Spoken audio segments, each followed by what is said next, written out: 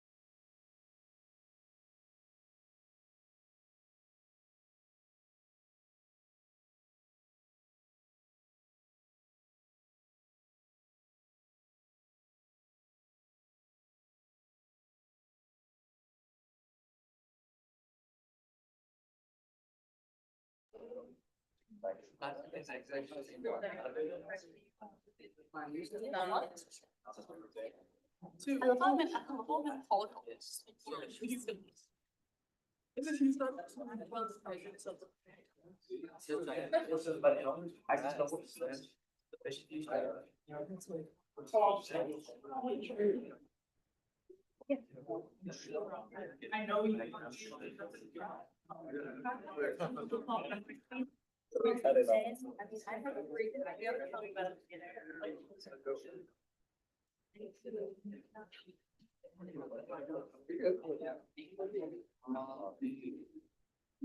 The meeting has come to order on October 30th, 2025 at 7 PM in Mamel Hall, 113. Director of Admin Srinivas Hassan, may we have roll call, please? Ethan Lacy. Here. Vice President Rai. Here. Dr. Gomez. Here. Manager of PR Hamon. Here. Coordinator of Student Engagement Burton. Coordinator of Student Engagement Sil. Here. Director of DEA Stephens. Here. Director of Finance Savage. Here. Director of Integrity Neelam. Director of Leadership Development Hills. Here. Senator Acosta. Here. Senator L. Sebastian. Here. Senator Benentos. Here. Senator Bishop. Here. Senator Clark. Here. Senator El Rife. Here. Senator Ace. Here. I see. He said. Thank you. Senator Johnson. Here. Senator Clarida. Here. Senator Lopez Pereira. Senator Melgar Serrano. Here. Senator Mitchell. Here. Senator Piper. Senator Butters. Senator Butters. Senator Sakota. Here. Senator Sheikh. Here. Senator Tasneem. Here. Senator Williams. Here. Senator Weissman. Ambassador Rodriguez. Here. Ambassador Perry. Here. Thank you. Perfect. Quorum is present. We may begin. Our first item of the business is approval of the agenda. Are there any additions or corrections? Senator Acosta. I'd like to motion to correct the agenda under report for committees. I'm not the DEI chair and Senate Chair Piper is not the outreach committee chair. We're swapped. I do apologize. Is there a second? Senator Sheikh, is there any discussion? As there's no discussion, all those in favor, please raise your placard.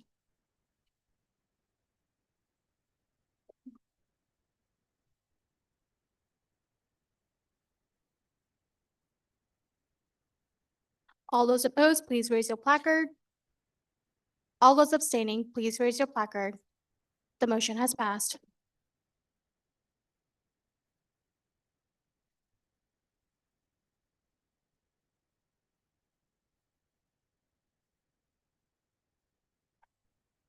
And then flip the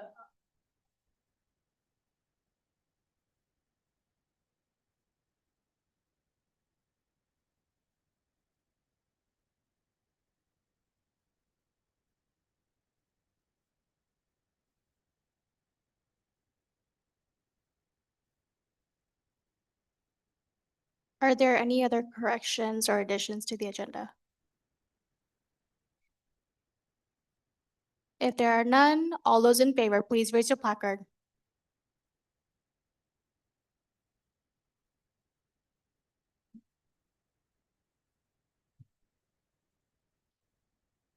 All those opposed, please raise your placard. All those abstaining, please raise your placard. The agenda has been approved. Next is the approval of minutes from October 16, 2025. Are there any corrections or additions to the minutes? So, Regent Lacy. I'd like to make a motion to do what we just did on the previous agenda to this agenda. Is there a motion? Wait, time out. Yeah, no, it's. Yeah, he's changed. The names. Is there a motion?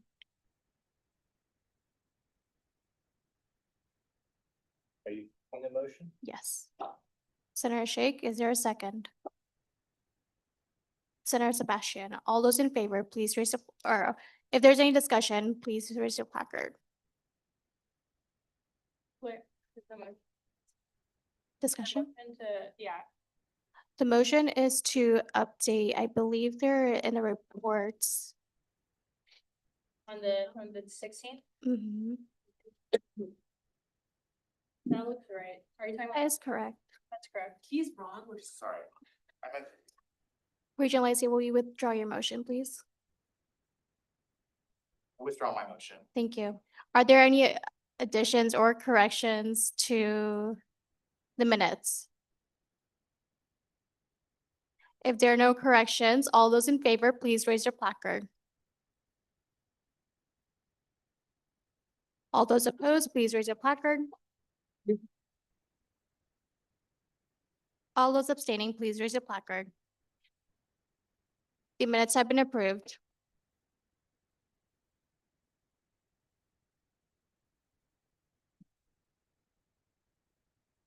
Next up, we have Chloe Smith from Student Conduct and Case Management. Please help me welcome her as she gives her speech on student conduct and case management.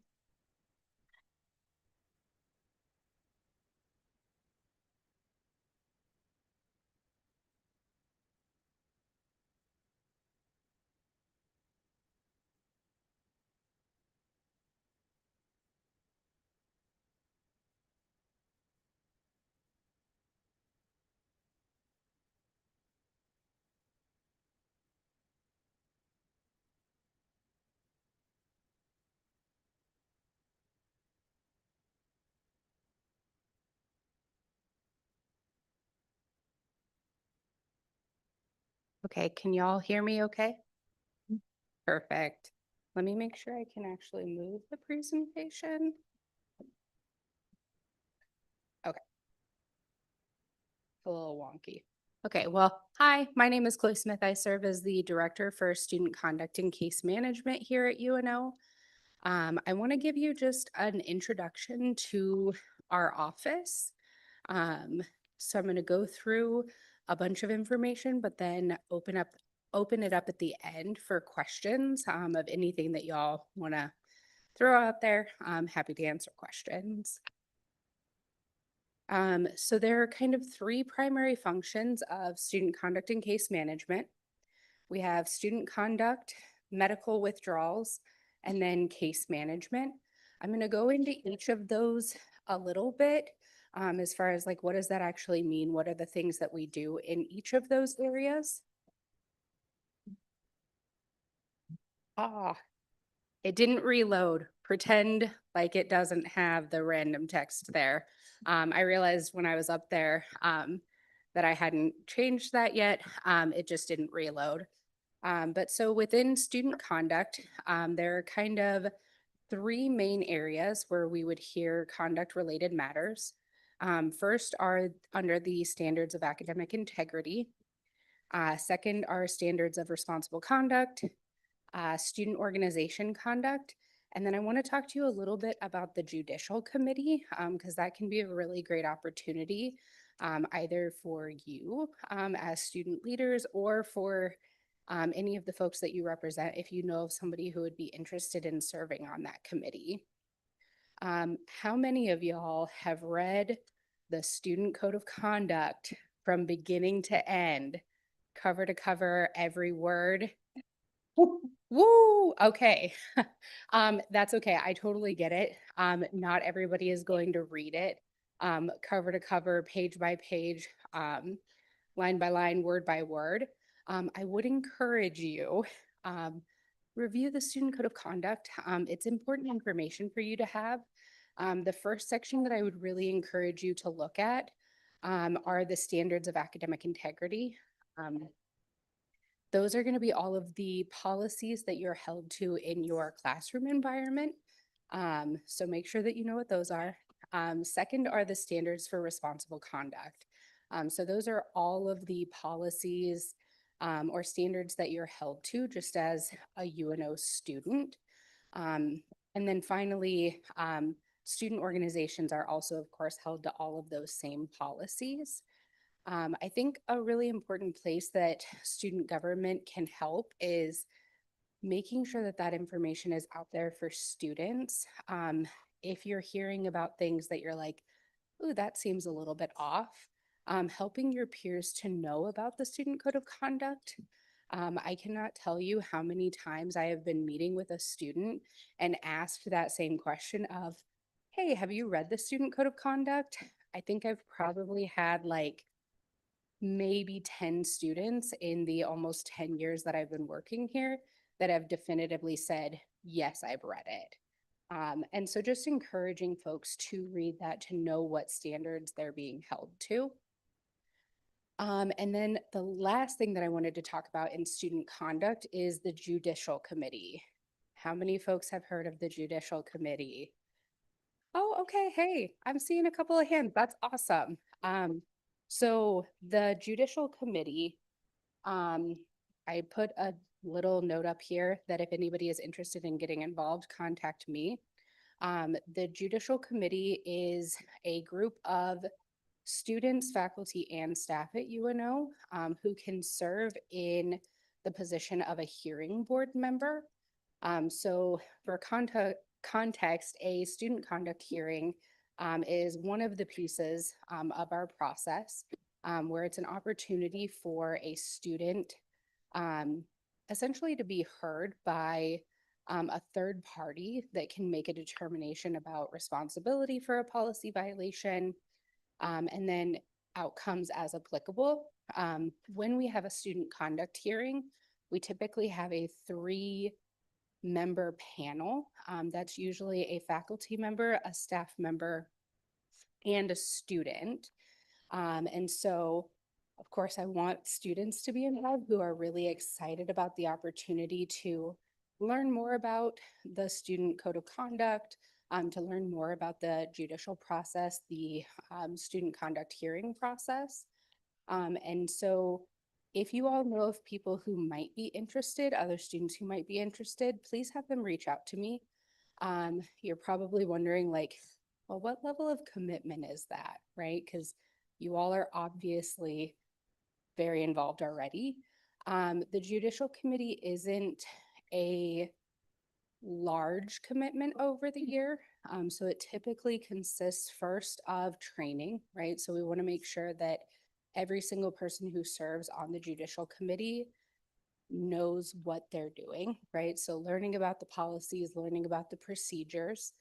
We usually start there. And then it's on an as needed basis. In a typical year, I would say we would have maybe 10 opportunities for folks to serve on a hearing board.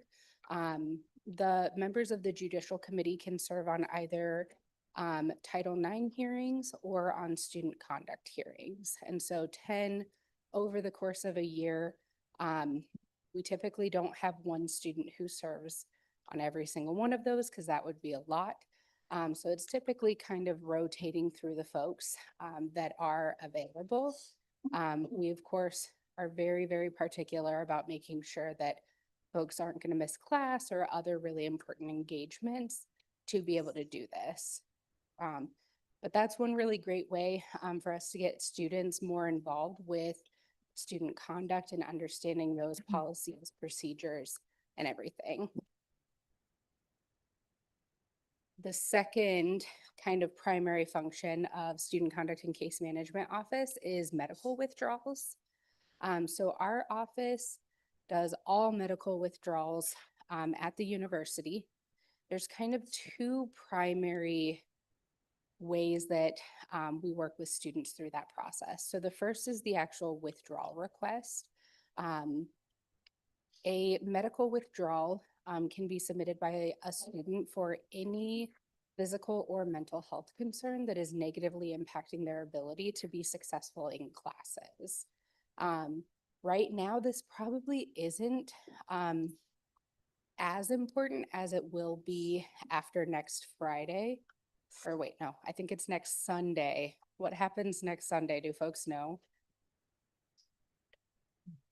What was that? Yeah, last day to withdraw from a class without going through an appeals process.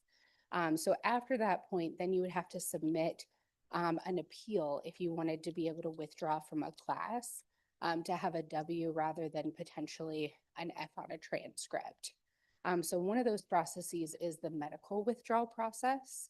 And so that would again be for any mental or physical health concern negatively impacting a student's ability to be successful in their classes. With the medical withdrawal process, we want to make sure that if a student withdraws for medical reasons, that they have support that they need when they're returning to the campus, making sure that if it's, a mental health crisis that causes a student to need to withdraw, how can we make sure that you get connected to resources that are going to help you when you return? Our committee works with students through the return process to talk with them about what do you need? How can we help? Do you need a support person? And make sure that they really have access to resources, supports that they may need when they return to campus. I put our email on here. That's the specific one for medical withdrawals, but I'm going to show you another couple of emails that you can reach out to. Even if you just email me, the chloesmith@unomaha.edu, it'll get to us and I'll get it to the right place. And then the last function. So I'm going to talk about kind of the overarching care team and then talk about how case management fits into care team. Hopefully everybody in here has heard of care team. Yes? Cool. I'm seeing a lot of nods, which I love that. Just a brief overview then of care team and what it is, how it works. So care team's mission is to address concerns related to health and safety on the campus community by coordinating information and developing support plans as needed. There's kind of 6 primary ways that we do that. So we serve as a coordinating hub of resources and supports, developing intervention and support strategies, receiving and reviewing referrals, referring cases to appropriate offices as needed, engaging in ongoing refinement of our own processes, and then providing follow-up as needed from the care team perspective. The care team, so it seems like most folks have a good or at least some understanding of what care team is. The care team gets a lot of reports every year to be able to help support students who are struggling. Care team can be great to help maintain a safe physical and emotional environment on campus, promoting peace of mind for family and friends to the Maverick community, connecting members of our community that might be struggling, and then identifying, assessing, and responding to incidents appropriately. We hope that all members of the Maverick community will feel comfortable submitting a referral to care team. It's open to all faculty, staff, and students. We've had students even who've referred themselves like, hey, I'm really going through it. I could use some support. That's amazing. We love to see that. Students reaching out to ask for help when they need it. And hopefully it's that idea of see something, say something, right? If you notice that a member of our community is struggling, let us know so that we can reach out to them and help them and make sure that we can get them back on a good path. So what to refer? I'm a data nerd. I get really, really jazzed about numbers. I know that's super exciting, right? Yeah. Do I have a lot of data nerds out here? Anybody else? Okay, like 2 or 3. That's cool. That's cool. So I pulled earlier today our numbers for what are the primary things that have been referred to care team since July 1, 2025. So you'll see on there, we've had academic difficulty, mental health concerns, physical health, bereavement, and other. I only pulled the top 5. There's probably like 20 that I could have included, but I figured the top was good picture to show you. So you'll see that almost 350 times students have been referred for academic difficulty or missing classes. About 115-ish for mental health related concerns, probably 75-ish for physical health, 55 for bereavement, and then this wonderful category of other. I always include other on there because part of the thing about care team, and you'll see it on that side of it, you don't have to decide if it's like care team worthy, right? If you're worried about something, if you're questioning if you should refer it, just submit a report. It doesn't take very long. And then we can really look into the situation and see how we might be able to help someone. Particularly, I included the situations that we would want you to report. So if a member of our community is struggling with academics, physical or mental health, if they're missing classes, if they're having trouble just getting connected to other students, if a member of the community could reasonably be harmed, if there's a situation that is causing significant anxiety, fear, or stress for members of the community, and then, of course, if somebody is engaging in threatening, disruptive, or inappropriate behavior. Of course, there's the little asterisk there. If it's an emergency situation, don't just submit a care team report, call 911 or call public safety, and then submit a care team report afterward. We also have the dedicated care team phone number on there, 402-554-CARE. So pretty easy to remember. Another data nerd slide. Sorry for folks that don't love numbers. It's okay. I wanted to just show like what is the level of outreach that happens based on care team referrals. This is primarily the student conducting case management team that does the outreach. Care team as like the overarching group reviews all of the cases. My team, the case management team, does the primary outreach. So again, I pulled the numbers from July 1 until now. So we've done about 884 emails, 408 phone calls, 50 text messages, made 281 referrals or checked in with a campus connection, 79 meetings, and we've sent 78 what we call a Maxient letter, which is essentially a letter that our system can send and then they can retrieve it. That helps us to know that we've kind of finished out the process. And that total is 1,780. My team is small but mighty, I would say. And I just realized I didn't include a slide of my team.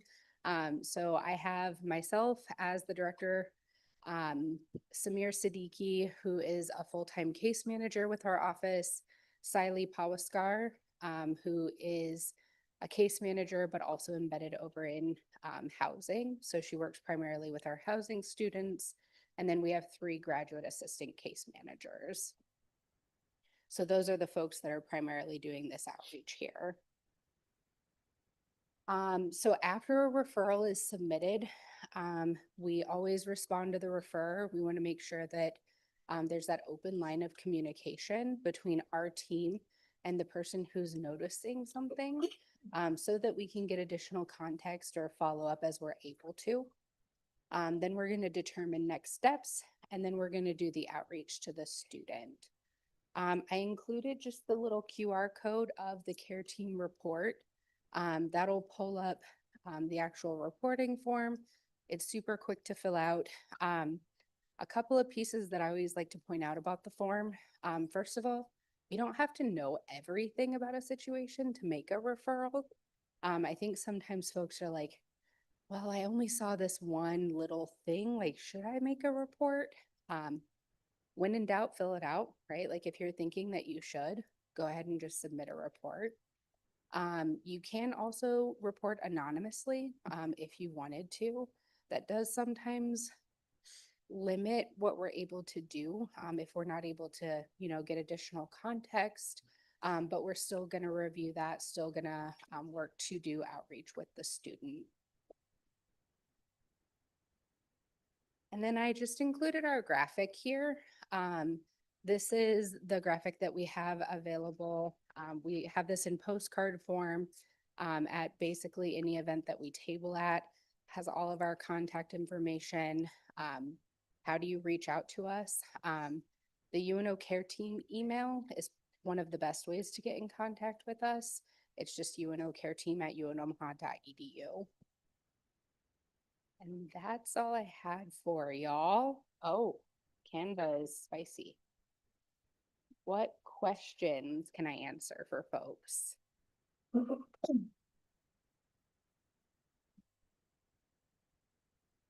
mean, if you can provide this, I'm like, about how many care team reports do you get in like a semester?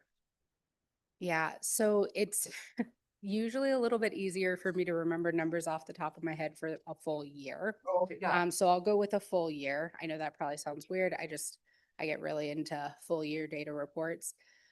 So if we're looking at like last academic year of 2024 to 2025, we got about 1,500 reports. That would have been July 1, 2024 to June 30th, 2025. And then if we add on medical withdrawal requests and student conduct reports, we're at about 2,000. Yeah, thank you. Other questions, things y'all are thinking about? When you submit your report, is the person that you submitted for, like, are they notified that you submitted it, or is it just like? That's a great question. Okay, in case folks couldn't hear, she asked, if you submit a care report, essentially, are we going to tell that person that you submitted the report about them? No, unless you've given us permission and said like, yeah, please let them know that I was worried about them. We try as hard as we possibly can to keep our outreach more general, so that we're not saying, hey, just wanted to let you know this person, let us know that you're struggling. Do you want to talk about that? Now, there are instances where we wouldn't be able to keep it confidential, but most of the time, we're able to be really successful with outreach without having to say specifically who submitted a concern. Good question. Other questions? Oh, yeah. Are there any qualifications or requirements to be on the judicial committee? Great question. So just in case folks couldn't hear, are there any requirements for serving on the judicial committee? Typically, no. As long as you're an enrolled student, you do have to be a student at UNO. It's more about the training that folks go through. I think that's where folks get caught up, it is a bit of training to get through that process to understand, the code and everything that you would need to know. But as far as just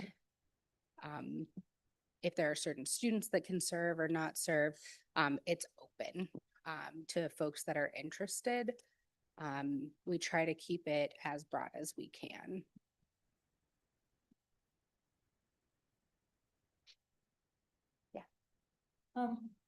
Are faculty and staff mandatory reporters For for the students? Like, for do they like have a, to, like, like if they hear something that's like concerning, are they like legally required to by the state? they are not legally required to report, like if they're worried about a student missing classes or something similar. Mandated reporters, everybody is one for Title IX matters, like sexual misconduct, those situations. All of us pretty much are mandatory reporters for that.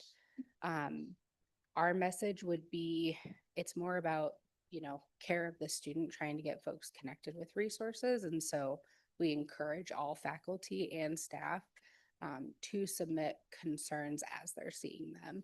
And we get a lot of our care team referrals from faculty members who are seeing students in their classes that they're like, hey, Janie hasn't shown up in 3 weeks and she was doing really, really good at the beginning of the semester. We see a lot of that where, your faculty members are usually looking out for folks and they care. And so they'll oftentimes submit those care referrals. Do Do you work with any other offices on campus, like CAPS or like victim advocacy services? Absolutely. Just in case folks couldn't hear, she asked if we work with other offices on campus.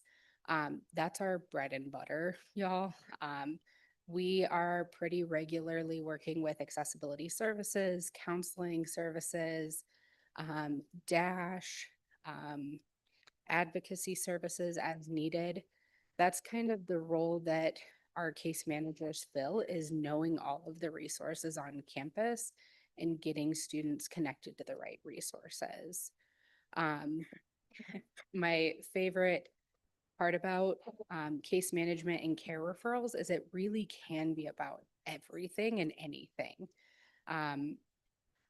We had one a couple of years ago where a student submitted that they had found a hair in their mac and cheese at the student center, which you might be thinking like, well, what the heck could you do to help with that? Reaching out to the student saying, hey, that's not a fun experience. Sorry that that happened. Talking with them about like, how can you talk to dining services and let them know about your experience? How do you request a refund, right? Like if you've never done that before, that can be really daunting. And so talking with folks about what are your options? How can we help? So from, probably more mild situations all the way up to, mental health concerns, students who are really, really struggling and might need a lot of assistance.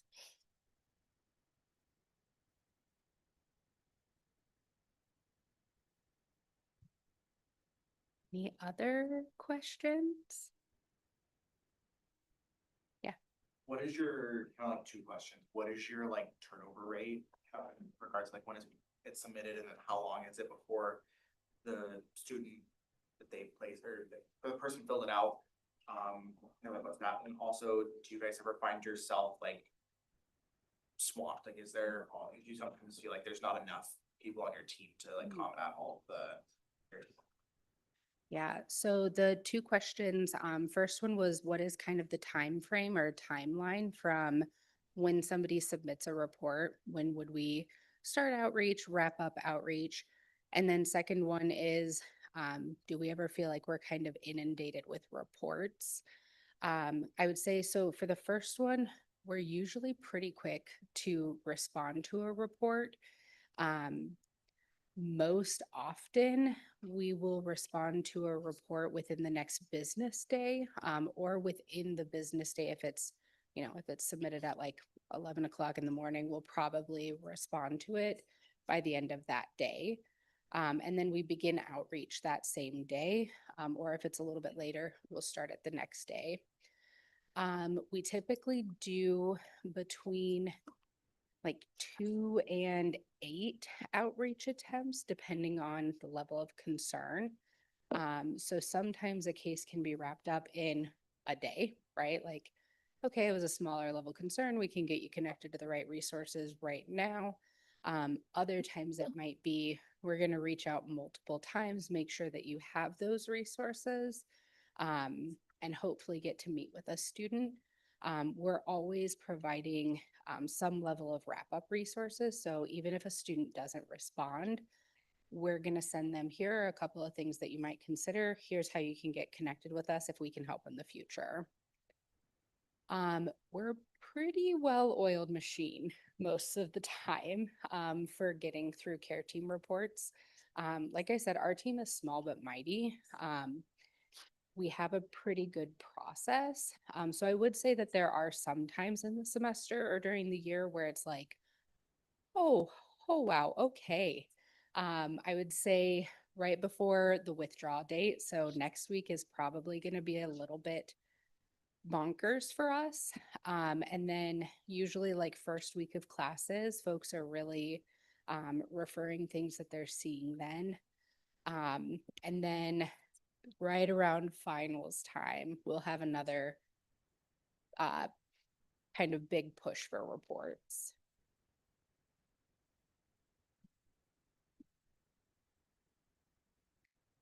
Other questions? All right, well, oh, sorry.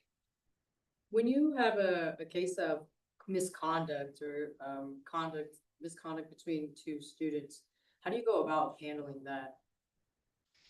Yeah, it kind of depends, right? So I think if it's something that would meet the definition of a policy violation, we would go through our student conduct procedures, which is usually sending the student a notice that we were made aware of behaviors that may be incongruent with the student code of conduct, doing an interview. We usually start with an informal meeting request, which is an opportunity for the conduct officer to get a better idea of what was happening, what was going on. And then if it is between two students, we may have to also request an interview with the other student to learn more about that. Sometimes when it's between two students, we'll have the conversation of like, what would be a good outcome to you, right? Because I think sometimes we think, oh, somebody submitted a report, they want that other person to be like punished in some way. But they just want that person to know that that behavior wasn't okay. So trying to understand what are both parties needing and wanting. And then, of course, if it is a violation of the code, we would go through our student conduct procedures to manage that with, sanctions, anything that we needed to do there. Did that answer what you're, okay, perfect. So that does end the allocated time. Are there any other questions? Perfect, thank you so much. Thank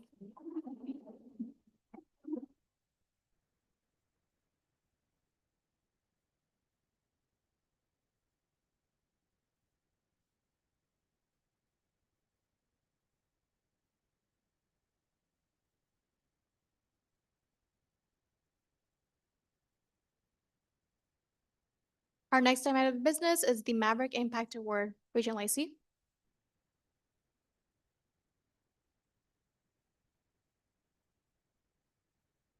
When we introduced the Maverick Impact Award, we began a tradition rooted in recognition, gratitude, and pride. Tonight, that tradition continues. Each month, we honor a student whose work on this campus goes above and beyond. A student who shows up not just to do a job, but to make a difference. A student who embodies the Maverick spirit, resilience, dedicated, and driven by service. Our on-campus student workers are the heartbeat of UNO. They are the ones who greet us with a smile, solve problems behind the scenes, and bring energy and excellence to everything they do. They don't just support our university, they shape it. The Maverick Impact Award is a way of saying your work matters, your leadership matters, you matter. To be nominated for this award is to be seen by your peers, your mentors, and your community.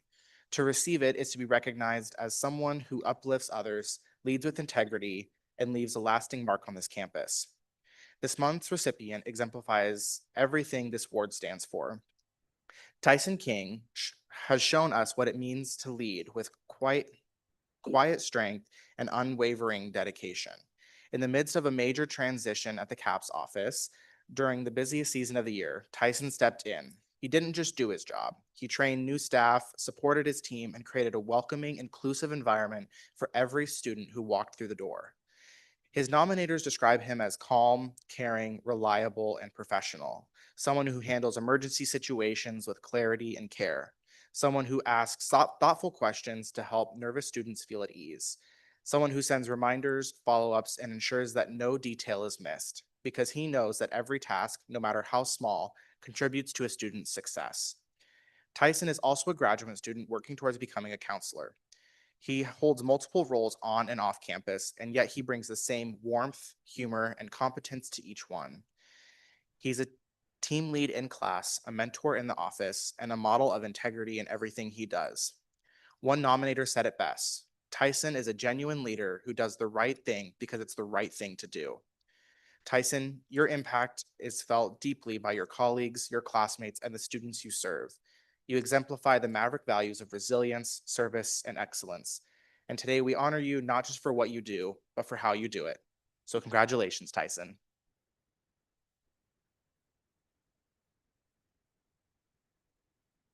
Yeah, for the fourth grade, you can actually come down and then we'll get a picture. We'll get a picture too, if that's okay.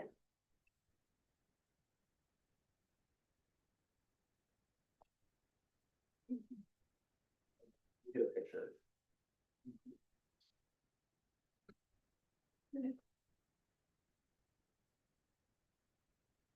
This is horrifying. You guys have a smile too.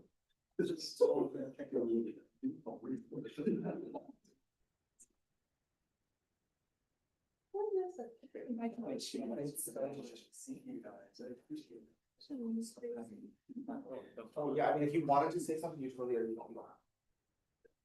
Thanks.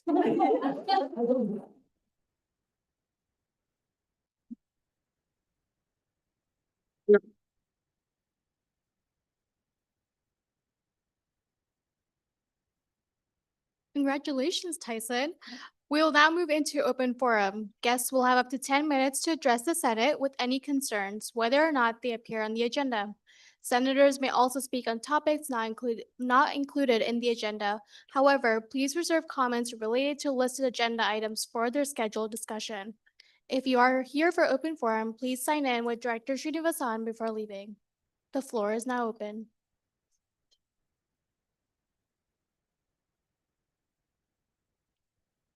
If there are no speakers, open forum is now closed. Our next item of business is reports. May we have Regent Lacey's report, please?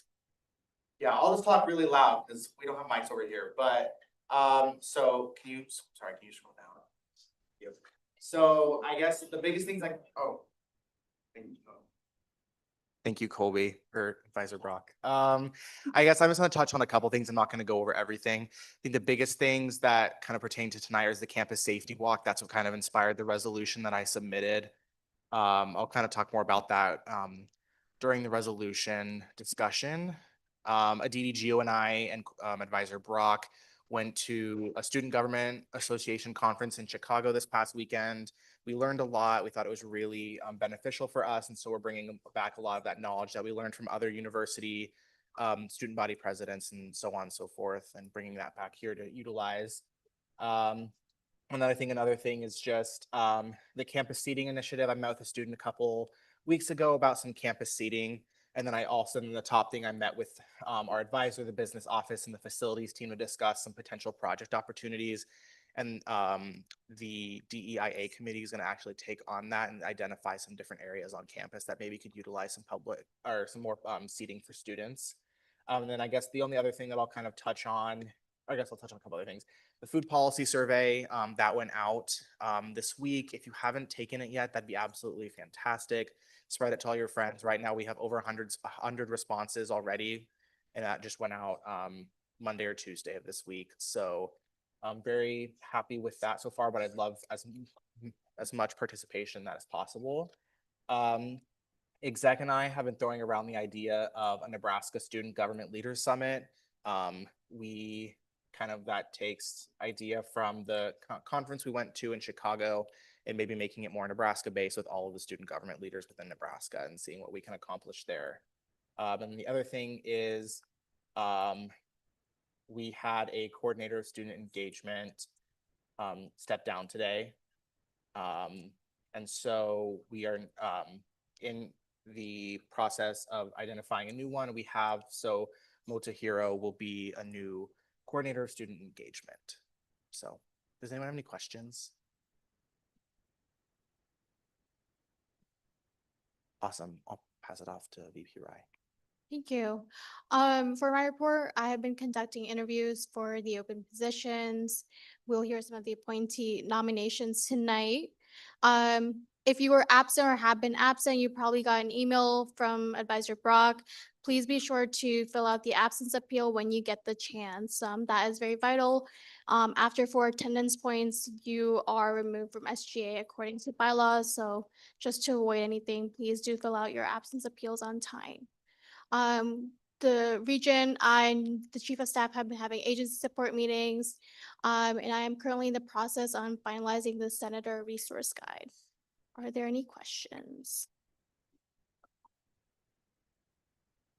Thank you. Maybe have Chief of Staff Gomez's report, please. Yeah, so I met with Chloe this Monday about recruitment for the Judiciary Committee. You guys heard about it from her presentation. So if you're interested in that and you didn't get her email, just come talk to me after the meeting. I'm sending her a list of people who are interested. I think it'd be a good opportunity. I met with Tariq and Sierra about the 14-day policy for RSO room reservations, and we have been able to find some common ground. There is going to be more flexibility in terms of room availability within Milo Bail, which is what SLI can control, specifically with the rooms on the second floor, the smaller ones that don't require setup. I was able to ask about the rooms on the third floor, if we could maybe do that within 14 days, and they'll get back to me with that. I'm hoping to hear back from them within the next couple of weeks. They said that if we were to do this, it would probably go into effect starting in the spring or really late this semester. So that's kind of the timeline, but then I'll update you guys with whatever I hear back from them in the coming weeks. Like Didi said, we have agency support meetings. We've been doing that for the past week, and we have one tomorrow. And then the RSO mixer, as Drew mentioned earlier, with one of our coordinators of student engagement stepping down, we've decided to push back into the spring just to give us enough time to plan it out and make it an effective series of events. We want to make it more fulfilling for RSO presidents to actually attend and learn something from. So giving them maybe speakers to come in and talk about specific skills that they can build while they're in leadership, teaching them how to use MapSync, things like that. And I think just with more time, we can really flesh out these ideas and make sure that it's beneficial to them. That's it for me. Does anyone have any questions?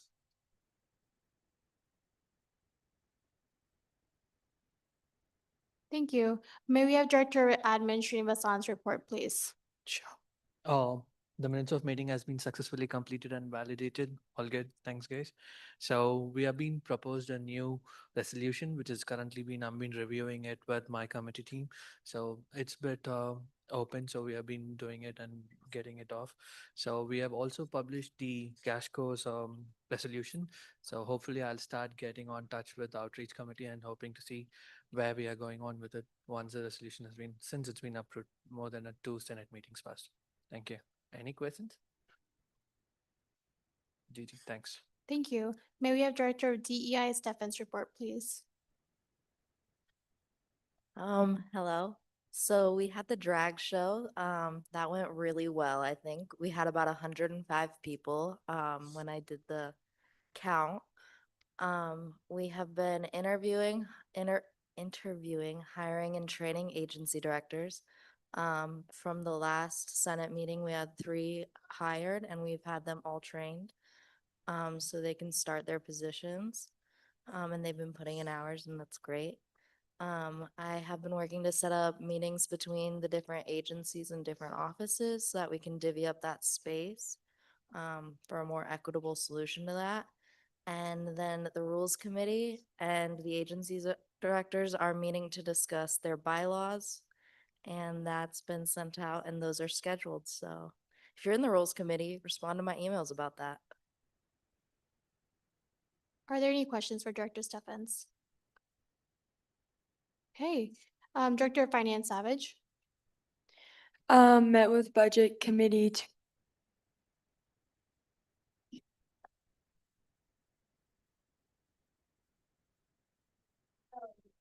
I met with budget committee to approve 2 purchases and any senators interested in SABC, I will be putting out a form probably later next week. For interest, we did get times approved, so for training and for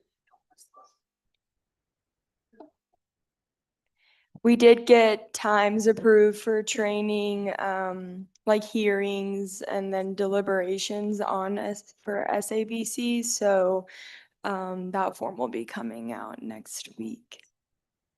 Questions? Thank you. May we have Director Hill's report, please? Yes, so overall, just did some programming things to finish up the semester for FYLC. So just some things there. And then specifically reaching out to some agency directors and then the director of DEIA for a panel for FYLC regarding the agencies and her position. And then finished collecting all the FYLC member Instagram bios and sent those over to the manager of PR, Chloe. So hopefully those will be up soon. So any questions?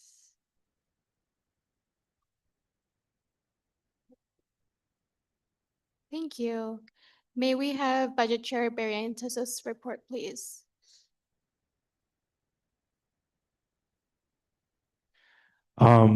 Not anything too serious. Like Director of Finance Savage said, we approved 2 purchases. Basically it was the Mav bike payment and Amazon Prime membership, which is pretty important. So yep. Are there any questions for Senator Barrientos? Perfect. May we have Civic Engagement Chair Johnson's report, please? Is it on? Okay. Last week we talked to Colby about ways to help non-traditional students. So we're working on brainstorming things we can do. We also discussed a divestment resolution that Elahi Pearson from the Sandwich Club has written. And we're trying to get a meeting with our committee, the executive team, and Elahi because it's a difficult resolution. So we're gonna try and get that meeting in the next, excuse me, in the next week or 2. Are there any questions for Senator Johnson? Okay, may we have the DEI committee report, please?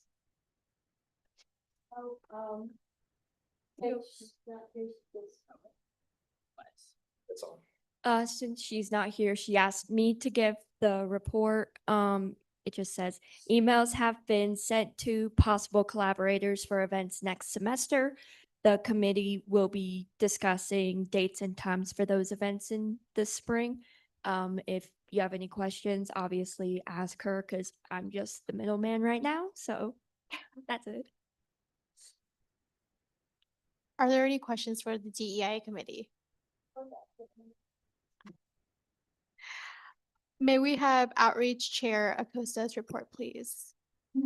Hey, yeah, so last week we didn't meet quorum, so we didn't get to do anything, but we did get to talk to FYLC members, so it was really nice to meet you guys. And then also just a plug for Student Org of the Month for October closes on Saturday the 1st. So please, please, please, I know you guys are all super involved. I'd love to see like so many different submissions to the forum. If you think you're a part of an org that's doing really great work, or you see another org doing really great work, tell people to submit. We like specific examples of like awesome things. Thanks. Are there any questions for Senator Acosta? Perfect. May we have Rules Chair Shake's report, please? Hello. We have been working on renaming the Traffic Appeals Commission's name. Its main responsibility is to deal with parking appeals and not traffic appeals. So that's something we're working on. We also worked on updating the responsibilities of Budget Committee and the bylaws. And as Director of DEI mentioned, we have meetings set up with agency directors. So we will get to work on that in the coming weeks. Are there any questions for Senator Shake? Thank you. May we have the advisor's report, please? Yes. So the most of my report has been covered by others, but I will say that from that conference, I think there are some pertinent ideas to share with the DEIA committee. So I will be outreaching to their chair to see about discussing that at the next committee meeting they have. And like was mentioned by Ella as director of DEIA, all agency directors that have been confirmed by the Senate have been trained and are successfully onboarded. And so I will shout out that that process could not have been completed without the assistance in terms of the HR type paperwork of Tina, the office associate in the Office of Student Leadership and Involvement. So I really thank her for her time. And if you stop in our office, please also thank her for her really diligent support in helping me work through that paperwork. Thank you. That concludes my report. Thank you. The next item of business is unfinished business. As we don't have unfinished business, we are moving on to new business. The first item of business is the resolution on enhancing public safety through lighting improvements in Elmwood Park. Is there a proponent speech?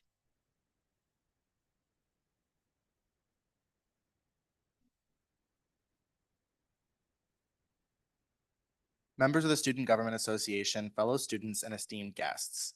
Today I rise in strong support of the resolution of enhancing public safety through lighting improvements in Elmwood Park. This resolution is not just about infrastructure, it's about safety, accessibility, and our shared responsibility to advocate for the well-being of our campus community. Elmwood Park is more than a green space. It is a vital artery connecting Dodge Campus and Scott Campus, a path traveled daily by students, faculty, staff, and community members. Yet despite despite its importance, the sidewalk within the park remains inadequately lit. This creates real safety concerns, especially during early morning and evening hours when visibility is low and vulnerability is high. Let us be clear, public safety is not a luxury, it's a necessity. And as representatives of a student body, it is our duty to ensure that every student feels safe walking between campuses regardless of the time of day. This resolution calls for a collaborative effort between the City of Omaha, the University of Nebraska at Omaha, and UNO Student Government Association to assess and improve lighting in Elmwood Park. It is a practical, actionable step towards creating a safer, more welcoming environment for all. But we're not stopping there. This resolution also commits the Student Government Association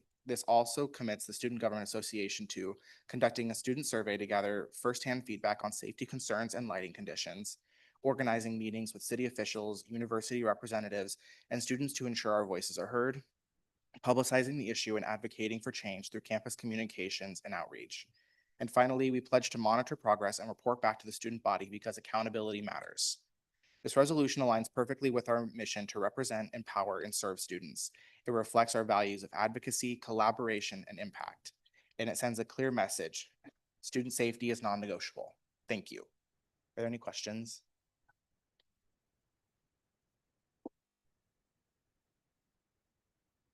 Who did you guys do the safety walk with?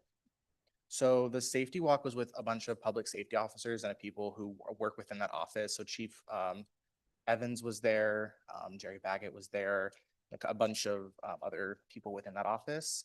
So that's kind of who we did it with, I guess, kind of an overview of what we did. We went around the entire Dodge campus and pointed out different areas of improvement.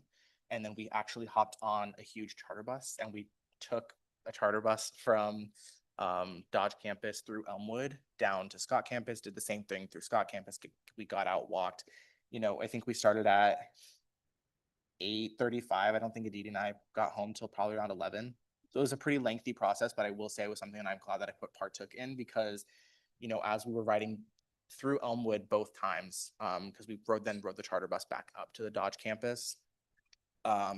There was a lot of conversation both times we went through of how terribly lit Elmwood is and about how staff and students both complain about it. So I was like, you know what, this is something that I think, we as student government can, maybe start the conversation on with the City of Omaha, and the university to figure out, if it's, affordable to do this and kind of what those steps are to do that.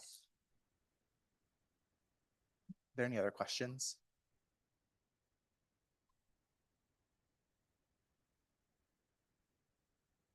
Perfect.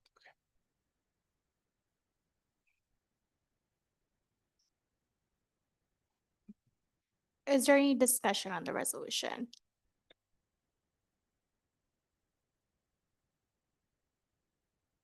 Okay, all those in favor, please raise your placard.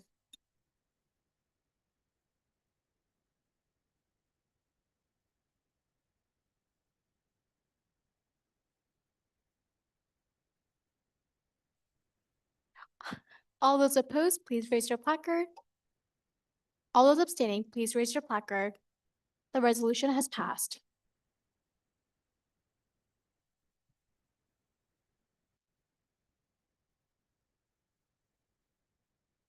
The next item of business is the appointment of Ava Swift as Senator for College of Arts and Sciences. Is there a proponent speech?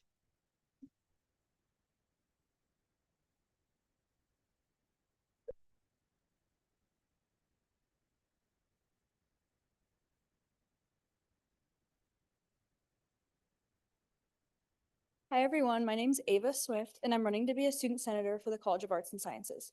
I'm honored to stand here among so many other people who care about making our college a better place for every student. To me, being elected for this role is about more than just attending meetings and voting. I want to be able to really listen to other students and connect with them.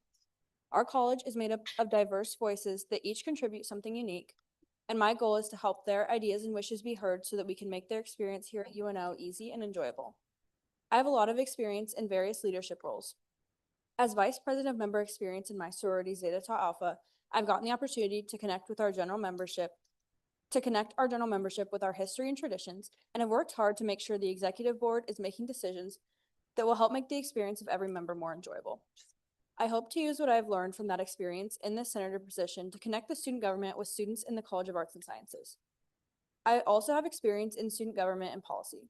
In high school, I was a member of our student government for 4 years, and I was president my senior year. In this group, I got the opportunity to make policies for the student body and vote on various decisions being made in the school. I've been excited to get back into student government now in college. As a philosophy student in the College of Arts and Sciences, I've personally seen some of the shortfalls at UNO for students in smaller majors. If appointed, I want to focus on 3 main things. First, I want to connect the student body with the student government. A lot of students have great ideas, but don't know how to bring them up to their student representatives and don't know how to get involved themselves. Additionally, it is easy for leadership groups to become disconnected from those that they're leading, and I want to make sure the student government knows what topics need to be discussed and paid attention to, and I want the student body to know what the student government is doing and how they can get involved themselves. Second, I want to connect students with non-financial resources like advising. As a student in a small department, I have not had the privilege of working with advisors that stay connected to me and my goals. I've had to jump through hoops to get an academic advisor that knows simple things about me, like what grade I'm in and what minor I'm in. As someone with goals to go to law school, this could have really hindered my experience at UNO if I had listened to my advisor rather than advising myself. Meanwhile, I have friends in other majors whose advisors connect them with scholarships and even personally call them when necessary. I think good advising is the least that can be done for students in all departments, no matter the size. Lastly, I want to connect students with scholarships. There's a disproportionate amount of scholarships for students in the biggest departments here at UNO, which makes sense because the big departments have the most funding. But it doesn't mean that we can't do our best to connect students with what scholarships are available. The current scholarship portal that we have is confusing and not useful for many students, and I'd love to work on connecting more students with more scholarships in a more efficient way. UNO is a very unique place. We're a campus made up of so many different types of students, and I'm honored to get the opportunity to amplify those diverse voices and want to make the school better for every student. I hope you'll consider me to fill the role of Senator for College of Arts and Sciences. Thank you guys for listening and thanks for your time. Are there any questions for Ava? Senator Kennedy? I agreed with a lot of what you said about advising here. What do you have any idea of what exactly you would want to bring to the table to try to fix advising here? I just think that there needs to be other options for students other than like the advisor they're assigned. Because in my department, I'm a philosophy student. We cannot change advisors unless like a very special circumstance. And there's great advisors out there that I think would be willing to take on more students if that was an option for students. So something like that I think would be great.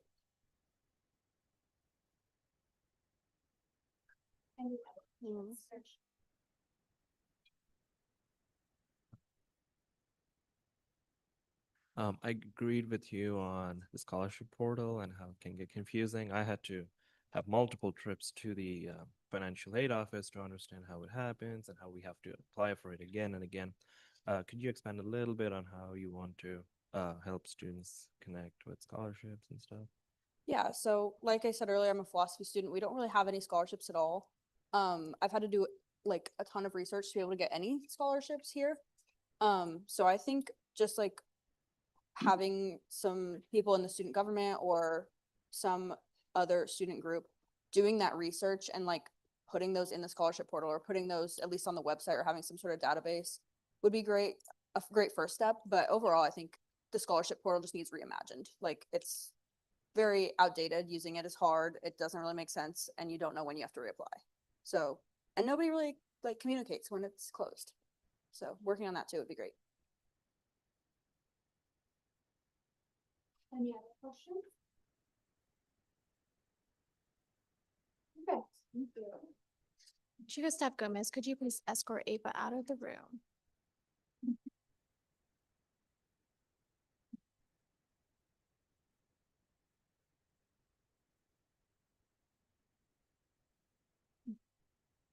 Before we begin, are there any conflicts of interest? If there are, please raise your placard. Perfect. Is there any discussion on the appointment of Ava Swift as Senator for College of Arts and Sciences?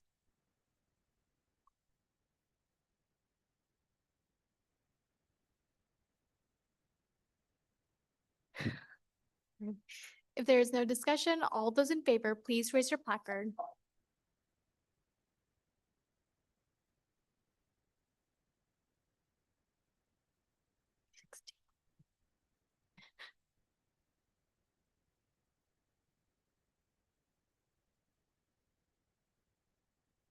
All those opposed, please raise your placard. All those abstaining, please raise your placard. Ava Swift has been appointed as Senator of College of Arts and Sciences.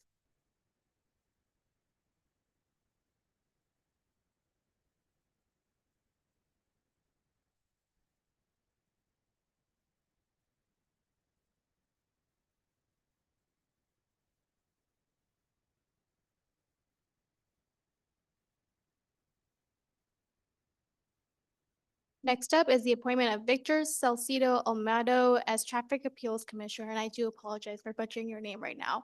Do you have a proponent speech? Thank you.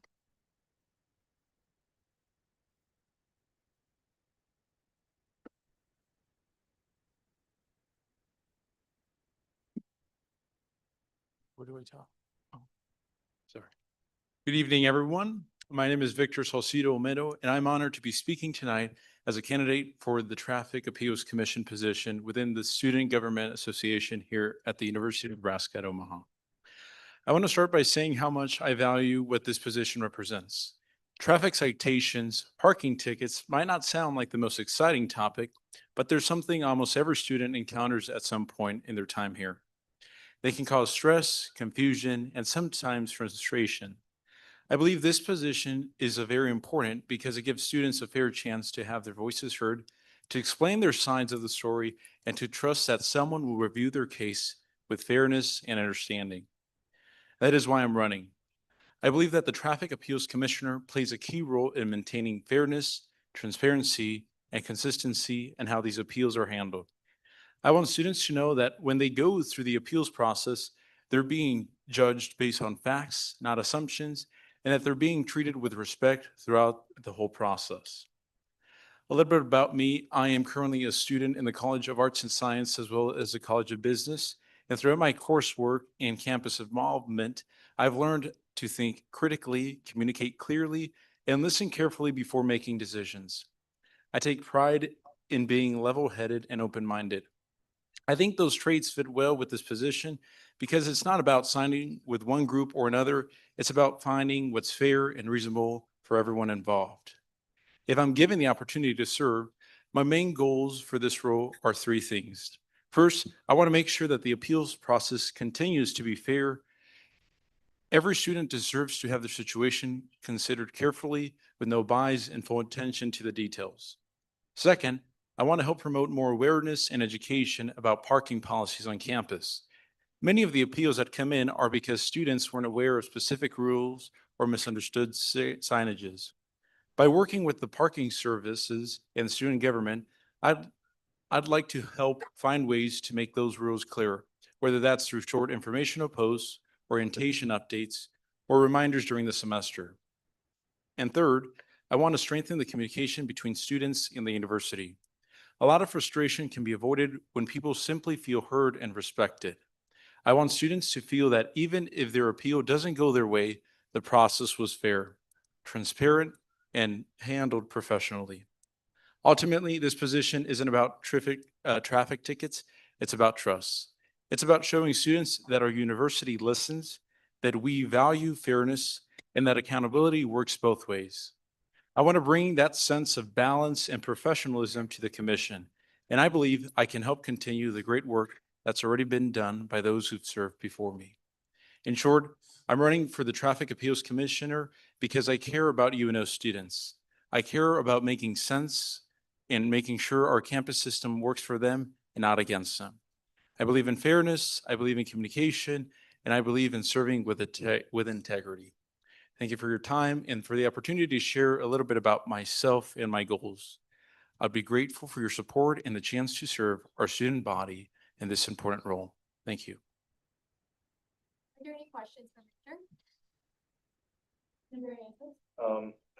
You talked about when someone makes an appeal, whether it's gonna be fact or assumption, how are you gonna make sure it's gonna be fact instead of assumption? Well, we're going to go based on whatever evidence there is. That's pretty much all we can do. Otherwise, it's kind of like the saying goes, word of mouth, kind of he said, she said, whatever. So just going based on the facts and whatever it points clearer to.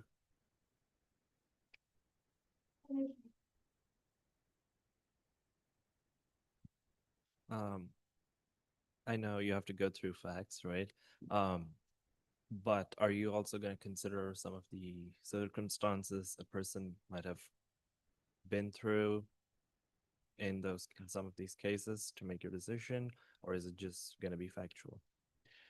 It's going to be trying to understand the whole 360 of the situation, because every situation, it has its causes. Sometimes, I mean, they just know straight up like, hey, I did park in the wrong spot. I knew it. So, I mean, they deserve the tickets. But other times it could be as simply as maybe it's a new transfer student and they didn't know the rules correctly. So that could be one.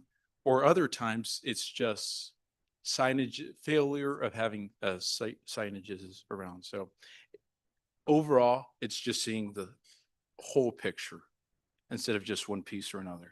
So.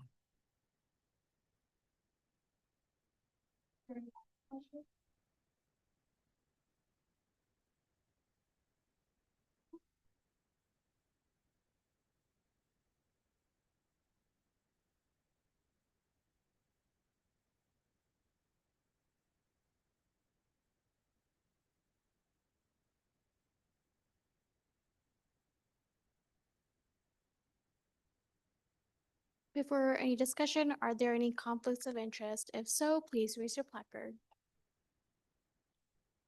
Is there any discussion on the appointment of Victor as Traffic Appeals Commissioner?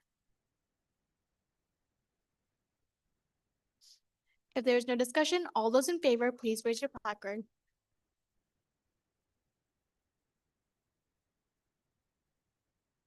$17. All those opposed, please raise your placard. All those abstaining, please raise your placard. Victor has been appointed as Traffic Appeals Commissioner.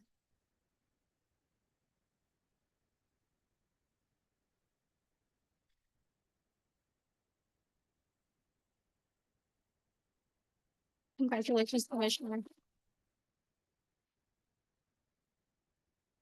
Next up is the appointment of Lily Brody as Director of Recruitment. Is there a proponent speech?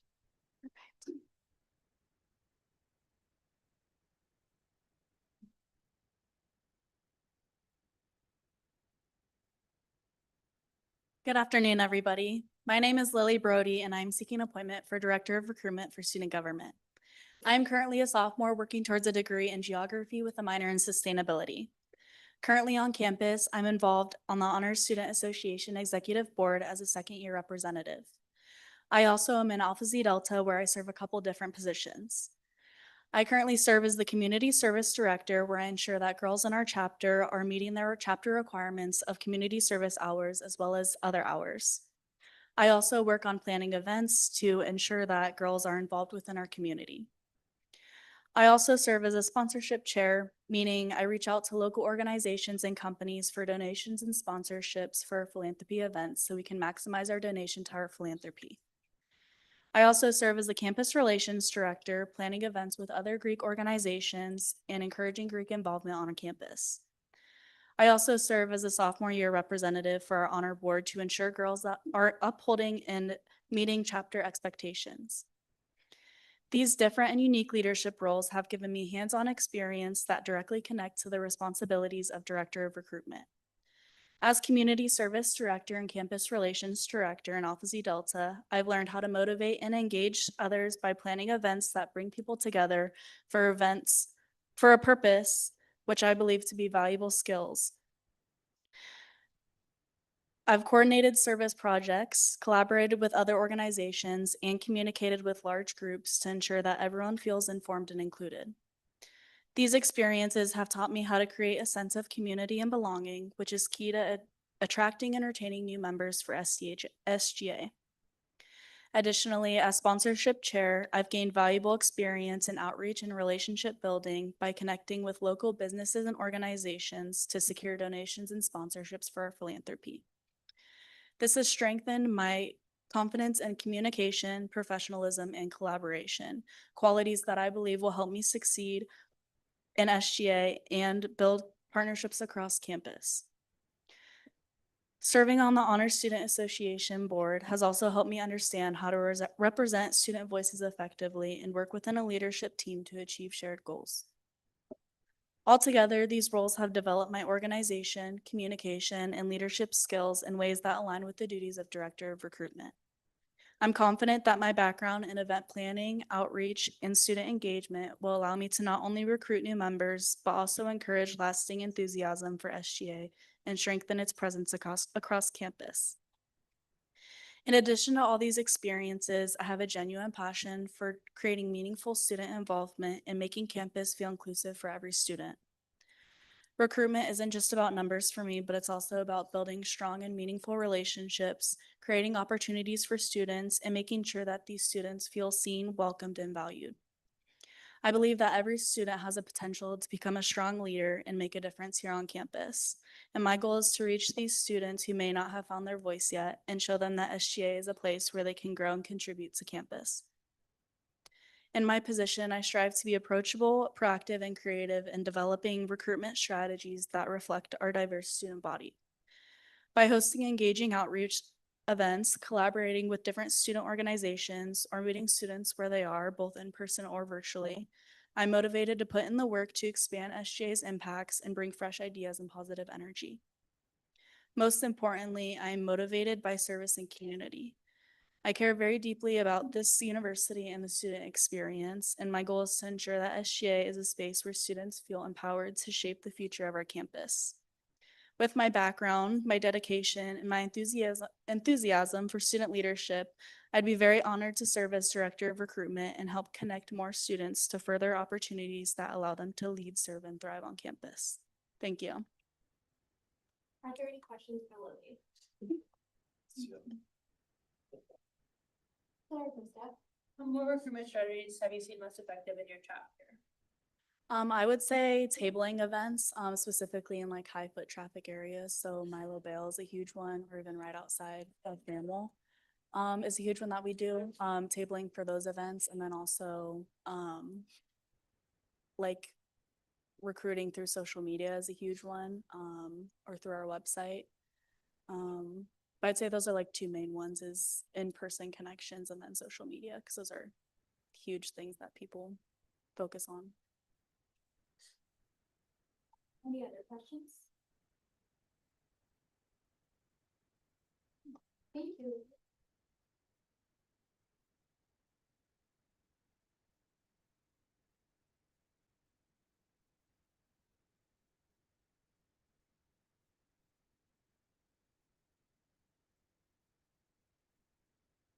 Before we begin, are there any conflicts of interest? If so, please raise your placard.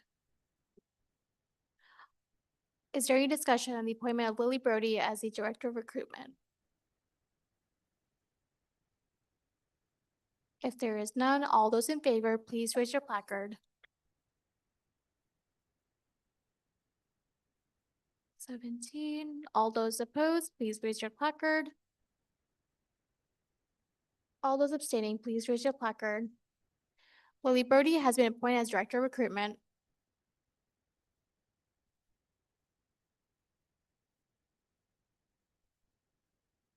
Congratulations.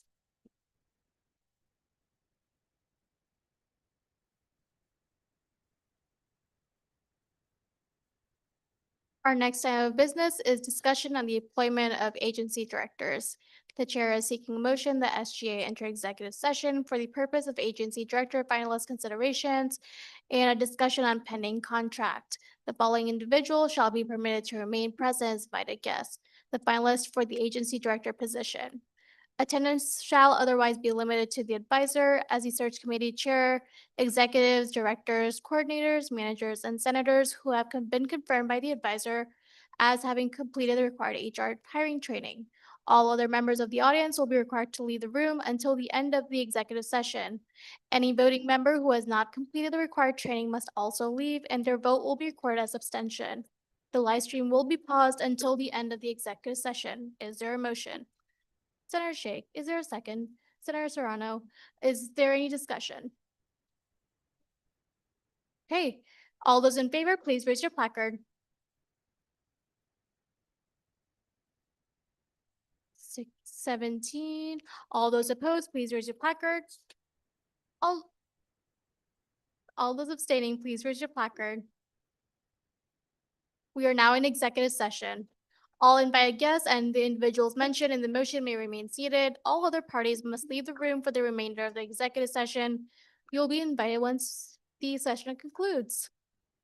Thank you.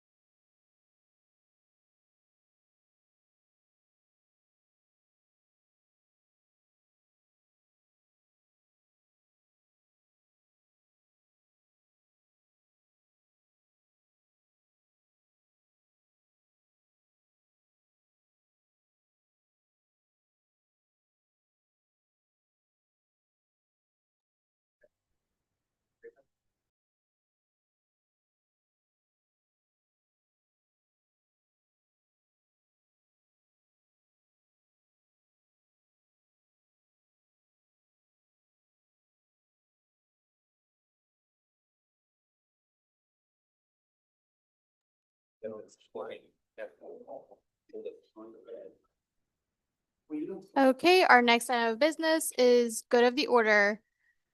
Our question is, what is your favorite Halloween candy? Mine is the Nerd Clusters.